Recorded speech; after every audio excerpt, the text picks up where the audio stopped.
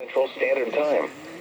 At 7:14 a.m. Central Standard Time, a severe thunderstorm was located near Silver Valley, moving northeast at 35 miles an hour. Hazard, 60 miles an hour wind gusts and quarter-size hail.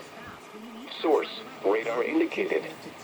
Impact, hail damage to vehicles is expected. Expect wind damage to roofs, siding, and trees. This severe thunderstorm will be near Coleman and Silver Valley around 7:20 a.m. Central Standard Time. Orchard around 7:40 a.m. Central Standard Time. Other locations impacted by the severe thunderstorm include US 283 near the Coleman-Callahan County line, Echo, Lake Coleman, and Horse Creek Reservoir. Large hail, damaging wind, and continuous cloud-to-ground lightning are occurring with this storm. Move indoors immediately.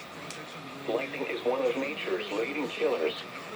Remember, if you can hear thunder, you are close enough to be struck by lightning. Torrential rainfall is occurring with this storm and may lead to flash flooding. Do not drive your vehicle through flooded roadways.